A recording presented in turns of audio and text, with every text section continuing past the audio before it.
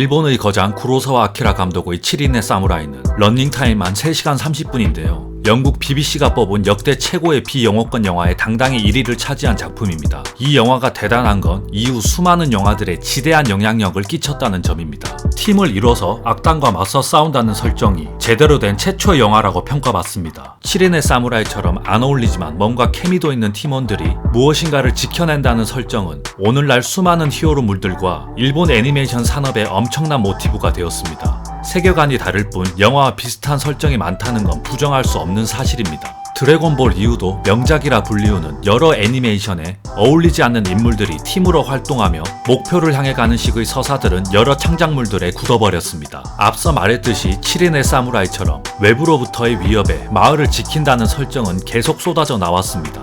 이런 작품들이 의도해서 오마주했다는 것이 아니라 7인의 사무라이가 많은 창작물에서 쓰는 거의 모든 팀플레이 클리셰의 시초라고 말씀드리고 싶습니다. 물론 대놓고 리메이크나 오마주한 작품들도 많습니다. 먼저 그랜드 부다페스트 호텔로 유명한 웨스 앤더슨 감독이 스탑모션 애니로 연출한 개들의 섬이라는 작품에는 구로사와 아키라 감독 작품 다수를 오마주했는데요. 7인의 사무라이와 마찬가지로 훗날 여러 서부극의 모티브가 되었던 요진보나 몇 안되는 컬러 영화 랑 같은 영화도 슬쩍 보이지만 7인의 사무라이 오마주도 역시나 등장합니다. 쿠엔틴 타란티노 감독의 장고에서도 야밤에 급습하는 장면을 오마주했고, 특히 스타워즈는 조지 루카스 감독이 구로사와 아키라 감독의 7인의 사무라이와 숨은 요새의 새악인을 보고 영감을 받아 만들었다고 해도 과언이 아닙니다. 극중 칸베에가 고민이 있을 때 자주 머리를 만지는 습관은 스타워즈의 요다와 똑 닮아 있습니다. 빗속 전투의 매트릭스나 피터 잭슨 감독의 반지의 제왕 같은 영화에까지 영향을 주었습니다. 김지훈 감독의 좋은 놈 나쁜 놈 이상한 놈에서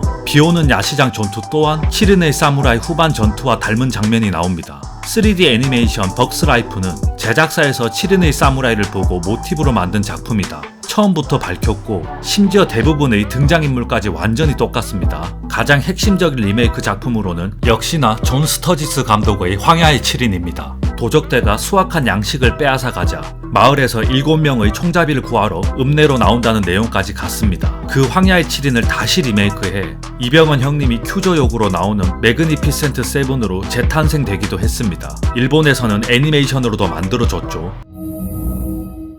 이 영화의 놀라운 점이자 최대 장점은 바로 인물들에 있는데요.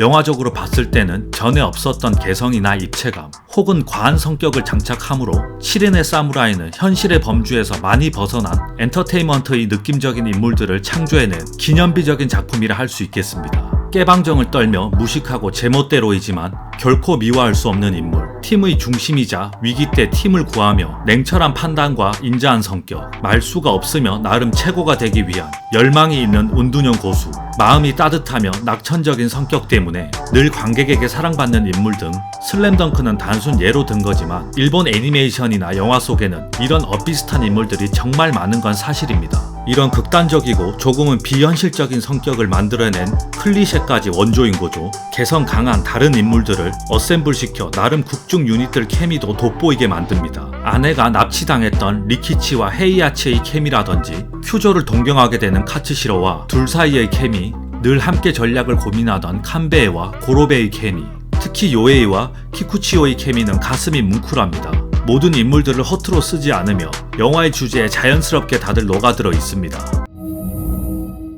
과거 멋진 사무라이 물들은 헐리우드 영화에 많은 영감을 주고 인기도 많았는데요. 실제로는 사무라이들은 약탈, 겁탈에 칼든 길거리 양아치들이고 야쿠자의 기원인데 일본이 문화 컨텐츠로 잘 미화시켰다는 의견들이 정형화됐습니다. 이런 맥락으로 봤을 때 구로사와 아키라 감독은 영화 속 7인을 사무라이인가 아닌가 굉장히 애매하게 표현하고 있다는 것이 흥미롭습니다. 일단 칸베에는 포스와 지략으로 봤을 때 굉장히 비범한 인물이며 시치로지와의 대화 장면을 보면 과거의 전투에 패했고 성이 불탔다는 대사를 함으로 성주로 추정됩니다. 시치로지는 첫 등장 장면을 보면 칼을 버리고 상인으로 살아가는 사람으로 묘사됩니다.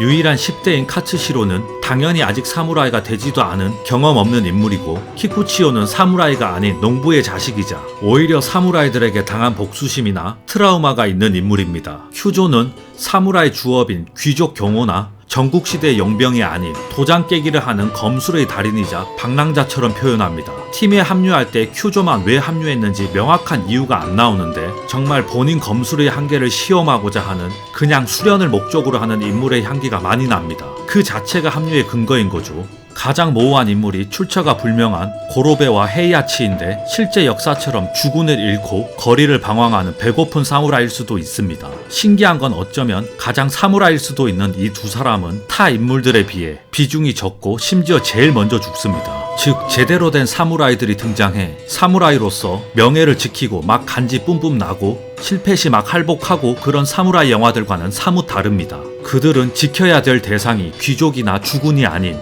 권력과 가장 반대선상의 농민들을 도우는 거리의 낭인들에 가깝습니다.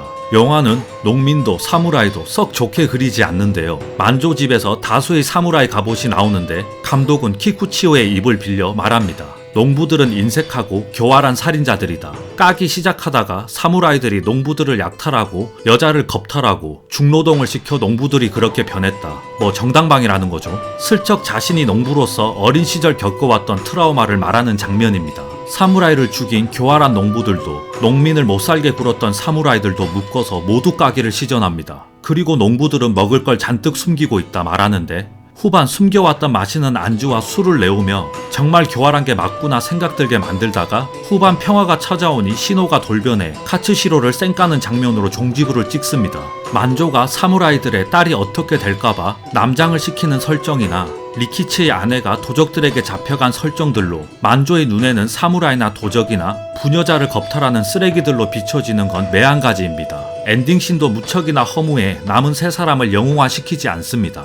평민들은 지들 평화만 찾으면 됐지 영웅 따윈 관심이 없습니다. 그렇게 강력했던 실력자 큐조가 총에 맞고 허무하게 죽는 장면으로 신무기 시대로 변했고 더 이상 칼잡이가 필요 없어졌음을 알립니다. 네, 사실 사망자 전원이 총상으로 사망하는 건 이유가 있는 겁니다. 엔딩씬으로 사무라이나 도적이 사라진 새로운 평화의 시대가 도래할 것이라는 메시지를 남깁니다. 마지막으로 영화 7인의 사무라이는 정작 제대로 된 사무라이들이 나오지 않는 영화이지만 사무라이 문화를 끌어들여 야만적이고 혼란했던 일본의 전국시대 그 최후를 그리고 있는 작품입니다. 이상 아만보 무비였습니다.